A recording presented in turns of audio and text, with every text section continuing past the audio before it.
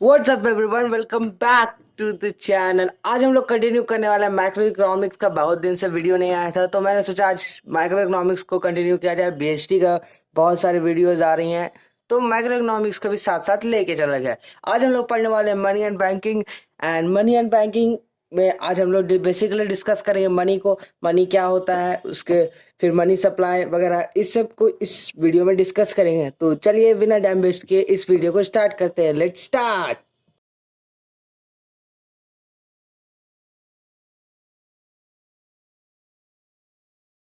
अब मनी को जानने से पहले हम लोग को पढ़ना है वाटर सिस्टम। वाटर सिस्टम क्या होता है गाइस?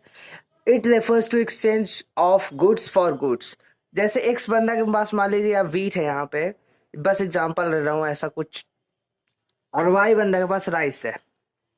अभी एक्स के पास वीट है, वाई के पास राइस है। अब इन दोनों को मन है कि एक्स को चाहिए राइस और वाई को चाहिए वीट, तो ये दोनों आपस में क्या कर लेगा? अपने गुड्स का एक्सचेंज कर लेगा। इसी को हम लोग बार्टर सिस्टम में भी जानते हैं। It refers to exchange of goods for goods. अब एक ऐसा इकोनॉमी जहां पे बार्टर सिस्टम का यूज हो रहा हो उसे हम लोग कौन सा इकोनॉमी कहते हैं गाइस? Barter economy. वही मैंने लिखा है, an economy where barter system is used. एक बात और ध्यान रखने वाला बात है, बार्टर इकोनॉमी को हम लोग सीसी इकोनॉमी भी कहते हैं। CC economy. C stand for, यहाँ पे सी का मतलब क्या है? C stand for commodity. Commodity. अब बार्टर सिस्टम के कुछ लिमिटेशंस थे, बार्टर एक्सचेंज के कुछ लिमिटेशन थे, तभी तो मनी का फॉर्म हुआ है, नहीं तो क्यों मनी का फॉर्म होता? तो बार्टर सिस्टम के लिमिटेशन क्या क्या थे अब हम लोग को देखना है। तो पहला लिमिटेशन है lack of double coincident of bond. अभी मैंने आपको एग्जांपल दिया कि एक्स पर्सन के पास वीट है, एक्स पर्सन के पास क्या है? वीट, और उसे चाहिए शूज। और वही वाई पर्सन के पास क्या है? राइस, और इस वाई पर्सन को चाहिए वीट। एक्स पर्सन के पास वीट है लेकिन इसे क्या चाहिए? शूज, राइस नहीं चाहिए। अब बाई पर्सन के पास राइस है लेकिन इसे वीट चाहिए। तो यहाँ पे दोनों की वांट सेटिस्फाइड नहीं हो रही थी। तो ऐसा वाटर एक्सचेंज में देखा गया कि बहुत कम लोगों की वांट्स जो है वो सेटिस्फाइड होती है। तो इसीलिए कहा गया कि lack of double coincident want. Double coincidence of want बहुत कम लोगों की होती है कि एक्स के पास वीट है उसे राइस चाहिए, एंड वाई के पास राइस है उसे वीट चाहिए। जस्ट एन एग्जाम्पल मैं आपको बता रहा हूँ। तो इस केस को बहुत रेयर देखा गया बार्टर एक्सचेंज में, और हमेशा डबल कोइंसिडेंट ऑफ वांट को लैक होता था, हमेशा उसे नहीं मिलता था। तो पहला लिमिटेशन है double coincident of want, lack of double coincidence of want. दूसरा है lack of common of measure of value. अब मेजर ऑफ वैल्यू में अब हम लोग को देखना है।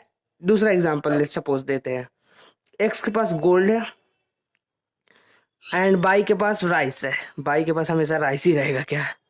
चलो एग्जांपल देखते हैं दूसरा। एक्स के पास गोल्ड है एंड बाई के पास राइस है। अब बाई को चाहिए गोल्ड और एक्स को चाहिए राइस, ठीक है? तो एक्स क्या, अच्छा चलो, बाई जो है वो 1 केजी राइस देता है एक्स को। बाई जो है वो 1 केजी राइस देगा एक्स को और इससे गोल्ड लेगा। तो एक्स क्या 1 केजी गोल्ड उसको देगा? नहीं देगा। 1 केजी गोल्ड और 1 केजी राइस में बहुत अंतर होता है। तो ऐसा देखा गया बार्टर एक्सचेंज में कि वहां पे कॉमन मेजर ऑफ वैल्यू जो है आदमी पीपल्स का, वो सेटिस्फाइड नहीं हो रहा था, lack of common measure of value हो रहा था। आगे बढ़ते हैं guys, lack of store of value. अब स्टोर ऑफ वैल्यू में हम लोग जैसे वाई का अगर राइस, वाई को चाहिए वीट और उसे राइस से कोई एक्सचेंज कर ही नहीं रहा है, तो वो कितने देर तक स्टोर रख सकता है गाइस को? लेट सपोज अगर वाई के पास टोमेटोज रहा तो अब उसे स्टोर करेगा तो 6 महीना बाद उस टोमेटो को निकाला तो टोमेटो केचप निकल जाएगा, टोमेटो उसके पास रहेगा ही नहीं, सड़ वगैरह जाएगा। तो lack of store of value की भी दिक्कत थी बार्टर एक्सचेंज में। Moving forward to next, lack of standard of deferred payment. Deferred payment क्या होता है guys? Future payment. Let suppose आज हम लोग लोन वगैरह ले सकते हैं बैंक को, उसके बाद हम लोग लोन लेते हैं फिर बोलते हैं कि 10 साल 5 साल में पेड कर देंगे वो लोन को, तो वो हम लोग मनी के फॉर्म में कर सकते हैं। लेकिन अगर वाटर एक्सचेंज में रहा, जैसे मान लो कोई लेट सपोज एप्पल को लोन पर लिया, एक एप्पल को लोन पर लिया, अब वो बोलेगा कि 6 महीने बाद हम वही एप्पल, उसी क्वालिटी का एप्पल को हमको वापस रीपे करना है। तो क्या हो पाएगा वैसा? बहुत नहीं हो पाएगा। तो एक और लिमिटेशन मेरा, lack of standard of deferred payment. I hope guys आपको limitation of barter exchange clear होगा। अब बात करते हैं मनी का। अब जितने लिमिटेशन होते हैं ना, उन सबको मिला करके मनी का डेफिनेशन बनाया गया है, बहुत अच्छा डेफिनेशन है। इट इज एनीथिंग, ये कुछ भी हो सकता है, मनी कुछ भी हो सकता है, which is generally accepted as a medium of exchange, exchange के दौरान एक्सचेंज हो जाए। मेजर ऑफ वैल्यू, उसकी वैल्यू को मेजर किया जा सके, मनी की वैल्यू को मेजर कर सकते हैं कि नहीं, हम लोग कर सकते हैं। स्टोर ऑफ वैल्यू, स्टोर कर सके। आजकल तो पेटीएम का जमाना है, लेकिन पहले अगर पहले का डेफिनेशन देखें तो store of value and means for deferred payments, उसे हम लोग फ्यूचर पेमेंट्स के लिए भी, फ्यूचरिस्टिक पेमेंट्स के लिए भी यूज कर सके। तो मनी का डिफिनेशन आपको समझ में आ गया। अब हम लोग को एक छोटा सा टॉपिक पढ़ना है जो कि बोर्ड्स में 1-2 मार्क्स का पूछता है। नेक्स्ट कॉन्सेप्ट आता है गाइज मनी सप्लाई का। मनी सप्लाई आपको अभी मैंने बताया कि 1-2 मार्क्स का बोर्ड में पूछ सकता है। मनी सप्लाई क्या होता है? It is a total volume of money, याद रखना, it is a total volume of money held by public. Public held करती है at a particular point of time में इन एन इकोनॉमी, कोई भी इकोनॉमी में टोटल वॉल्यूम ऑफ मनी जितने होगा जो कि हेड करी है public at a particular point of time, इसी को हम लोग क्या कहते हैं? Money supply. अब मनी सप्लाई आप लोग बताओ कौन सा कॉन्सेप्ट हो सकता है? स्टॉक कॉन्सेप्ट की फ्लो कॉन्सेप्ट? जल्दी सोचो, 3 सेकंड है आपके पास, फटाफट आंसर दो। बिल्कुल सही, स्टॉक कॉन्सेप्ट। स्टॉक कॉन्सेप्ट क्यों है? क्योंकि it is concern with at a particular point of time, ये एक पर्टिकुलर पॉइंट ऑफ टाइम में कंसर्न है, इसीलिए इसे स्टॉक कॉन्सेप्ट कहा गया है। आगे बढ़ते guys measure of money supply में, फटाफट मेजर ऑफ मनी सप्लाई देखते हैं। M1, M2, M3, इन तीनों को फटाफट हम लोग एक्सप्लेन करते हैं। अब मनी सप्लाई के 4 कंपोनेंट्स मैंने आपको बताया, M1, M2, M3, M4। अब आपको इसको याद रखना है नहीं है, बस समझ लो, एग्जाम वगैरह में इतना जनरली पूछा नहीं जाता है, तो बस समझ लो आप काफी है। Oh I need this blue pen, black से तो लिखा हुआ ही है ब्लू पेन।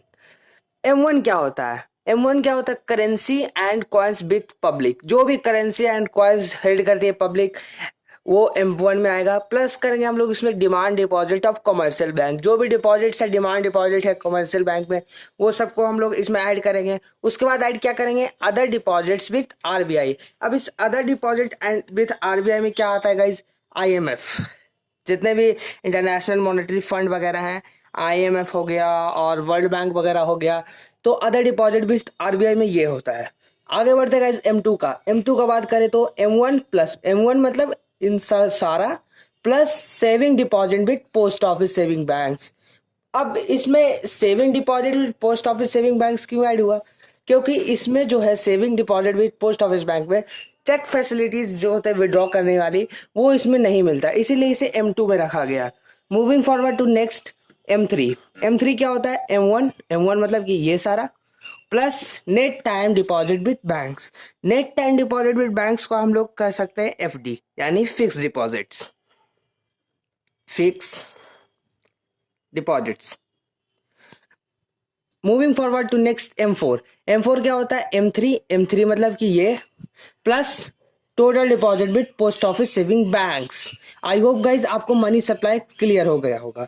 अब इसके बाद आपको कुछ पॉइंट्स याद रखने हैं, जैसे कि M1 होता है और M2 होता है वो नैरो कॉन्सेप्ट होता है एज कंपेरिजन टू M3 और M4 और M3 जो है वो वाइड कॉन्सेप्ट होता है। उसके बाद आपको याद रखना है कि M1 जो होता है वो मोस्ट लिक्विड कॉन्सेप्ट होता है एज कंपेरिजन टू M2 या M4, सॉरी। तो आपको इन सब चीज बुक्स से आप रीड कर लीजिएगा, NCERT किताब से, या फिर आप जो भी किताब इस्तेमाल करते हैं इन सब को आप रीड कर लीजिएगा, उसके बाद आपको ये चैप्टर समझ में आ जाएगा। आई होप गाइज आपको आज का वीडियो समझ में आ गया होगा। इजी सा टॉपिक था money guys, money and money supply और limitation of barter exchange, easy सा टॉपिक था गाइज। अब इस वीडियो में खत्म हो गया, नेक्स्ट पार्ट में मिलते हैं हम लोग बैंकिंग के साथ। तो होपफुली आपको वीडियो समझ में आ गया होगा। इससे रिलेटेड अगर आपको जो भी डाउट हो, सजेशन हो, आप कमेंट सेक्शन में पूछ सकते हैं या फिर इंस्टाग्राम पे DM कर सकते हैं। इंस्टाग्राम का यूजर नेम तो दिखा दे रहा होगा वीडियो पे।